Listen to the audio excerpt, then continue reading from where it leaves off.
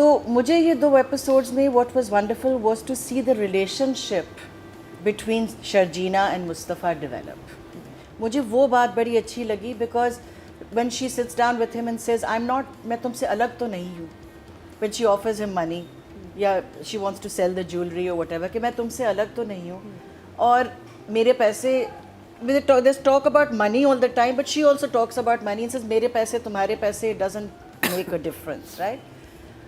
I wasn't very convinced जो आप कह रहे थे कि the older brother comes in and says कि मैं यहाँ ले जाऊँगा वगैरह, तो वो इतना जो ढीठ बाप था जो किसी चीज़ पे अग्री नहीं कर रहा था।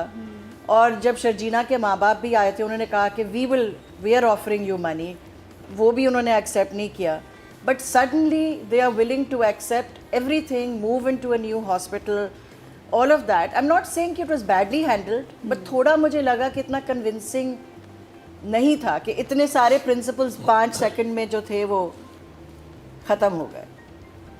But मुझे जो इन 2 एपिसोड्स में बात बहुत अच्छी लगी is शुरू में ये ड्रामा ज़रा प्रिडिक्टेबल लग रहा था कि वही कि वो शादी कर लो, वो नहीं मिला तो भाई से शादी कर लो, ये हो गया वो हो गया, मगर इनकी जो रिलेशनशिप डेवलप हो रही है ये मुझे बहुत इंटरेस्टिंग लग रही है क्योंकि शर्जीना मुस्तफ़ा को एक्सेप्ट करती है as he is to some extent. वो उसे कह रही है कि तुम ये काम कर लो, मगर वो काम जो वो करना चाह रहा है, you know, the kind of the technical knowledge that he has, she appreciates it. It's a very lovely to see a relationship developing between two good actors. They're actually doing a really good job together in their scenes. जो मुस्तफ़ा का ये है कि that you know he's upset with his parents and all of that. पहले वो था ना, I mean he was somebody who wasn't up to the mark as a son as such. So to some extent the parents' feelings are valid, but on another level. I'm waiting for the next episodes to come. Now there is that feeling कि अब क्या होने अब आगे कहानी कहाँ जाएगी? दोनों भाई लड़ेंगे बुरी। I think एक चीज़ जो मुझे अच्छी लगी कि जब आप इमाद इरफानी's कैरेक्टर, अदील नाम है ना उसका, हाँ, तो जब अदील आता है one of the first things he says कि मैं इतना at the hospital, he says मैं इतना embarrassed हो गया, and that is very true to his character because he even at the worst of times show is very important to him कि हम क्या वो level दिखा रहे हैं, वो हमारा you know what is our level and how expensive is the place and whatever. So he says मैं embarrassed हो गया कि इस जगह पे आप you've brought our father here. So I like the fact that Farhat Ishtiyaq is, I'm not as enamored of her as my fellow judges, but she's competent. तो ये है कि there is a continuity कि इस character ने इसी तरह बोलना है, ठीक है। जो चीज़ एक मुझे ज़रा प्रॉब्लमैटिक लगी है within the writing and also in interpretation is the character, जो मुस्तफ़ा का कैरेक्टर है, it's written more as a Gen Z character, ठीक है। Gen Z is a certain age till the age of about 28. उससे आगे you go to millennials. Atika जी ने smile दी इस बात में। उससे आगे उनका फेवरेट टॉपिक आ गया। You go to millennials, right? तो Gen Z का एक तरीका है बोलने का, they're much more internet savvy, they're much more kind of, you know, they do work abroad, and she's recognizing that. But Fahad, of course, is older than Gen Z. He's a millennial. So it's a millennial actor playing a Gen Z character. ये हम बात बहुत कर चुके हैं. So, you know, it's somebody. Yeah. It's interesting, and he's doing really well. He's doing very well. और believable है. I don't mind. He's pulling it off because he's pulling it off because that's Fahad's character.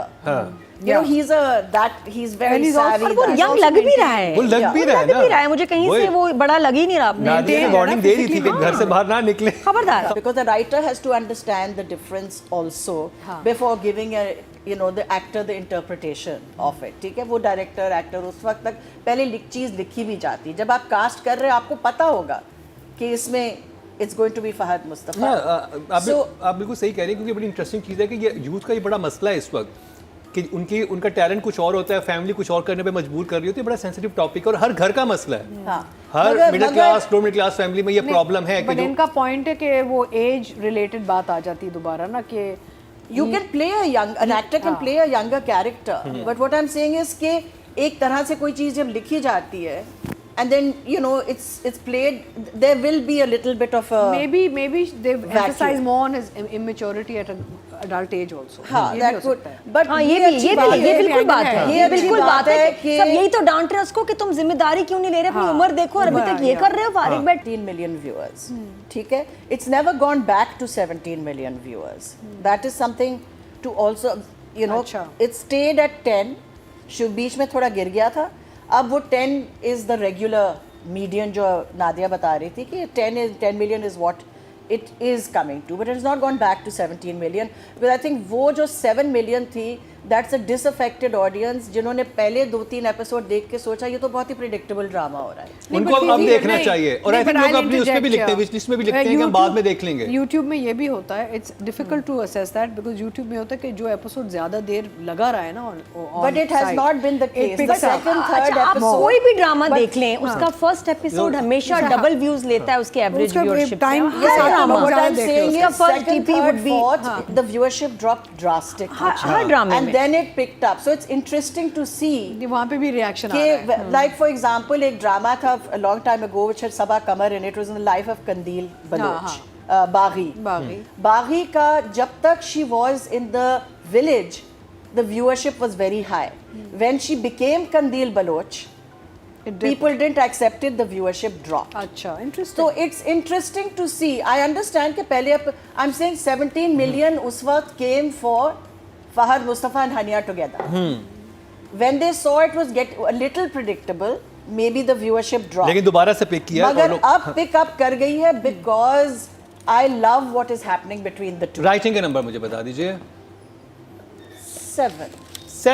Okay ji, audience की तरफ चलते हैं जी। Total vote जो cast हुए writing category में 20,500 हुए हैं, और कभी मैं कभी तुमसे फरहत इश्तियाक साहिबा के हिस्से में आए हैं 9,856, 48% बनते हैं, 4.8 highest. Wow, very good.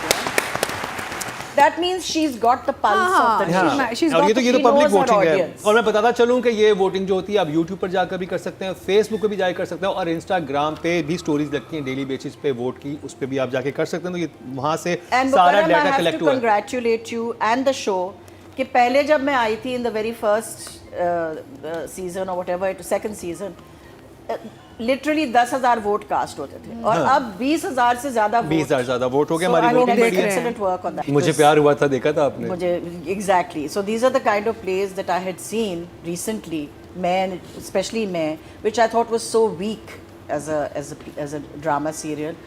I'm very happy to see what everybody else has been saying. Madina ने कहा, नादिया ने, अतीका ने, that Badr Mahmood is a director of confidence and repute. तो वो जो मैंने इस दफ़ा I've seen that his work the way it should be this time. I feel the characters are handled well.